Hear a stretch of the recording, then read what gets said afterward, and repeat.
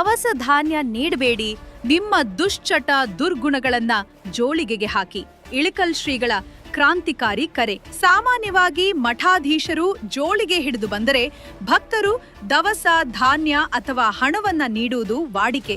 ಆದರೆ ಇಳಕಲ್ಲಿನ ಈ ಪುಣ್ಯ ಭೂಮಿಯಲ್ಲಿ ನಡೆಯುತ್ತಿರುವುದೇ ಬೇರೆ. ಇಲ್ಲಿಯ ಚಿತ್ತರಗಗಿ ಶ್ರೀ ವಿಜಯ ಮಹಾಂತೇಶ ಸಂಸ್ಥಾನ ಮಠದ ಪೂಜ್ಯ ಡಾಕ್ಟರ್ ಗುರು ಮಹಾಂತ ಸ್ವಾಮಿಗಳು ಭಕ್ತರ ಮನೆ ಬಾಗಿಲಿಗೆ ಬಂದು ಕೇಳುತ್ತಿರುವುದು ನಿಮ್ಮ ಮನೆಯ ಅನ್ನವನ್ನಲ್ಲ, ಬದಲಿಗೆ ನಿಮ್ಮನ್ನು ಕಾಡುತ್ತಿರುವ ದುಶ್ಚಟ ಮತ್ತು ದುರ್ಗುಣಗಳನ್ನ.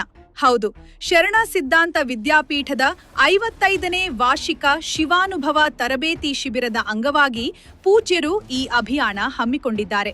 ಇಳಕಲ್ ತಾಲೂಕಿನ ಹಳ್ಳಿಗಳಿಗೆ ಪಾದಯಾತ್ರೆ ಬೆಳೆಸುತ್ತಿರುವ ಶ್ರೀಗಳು ಪ್ರತಿಯೊಬ್ಬ ಭಕ್ತನ ಮನೆಯ ಮುಂದೆ ನಿಂತು ನಿಮ್ಮಲ್ಲಿರುವ ಕುಡಿತ, ಧೂಮಪಾನದಂತಹ ವ್ಯಸನಗಳನ್ನ ಬಿಡಿ, ಅಸೂಯೆ, ದ್ವೇಷದಂತಹ ಕೆಟ್ಟ ಗುಣಗಳನ್ನ ಈ ಜೋಳಿಗೆಗೆ ಹಾಕಿ ಶುದ್ಧ ಮನಸ್ಸಿನಿಂದ ಬದುಕಿ ಎಂದು ಕರೆ ನೀಡುತ್ತಿದ್ದಾರೆ.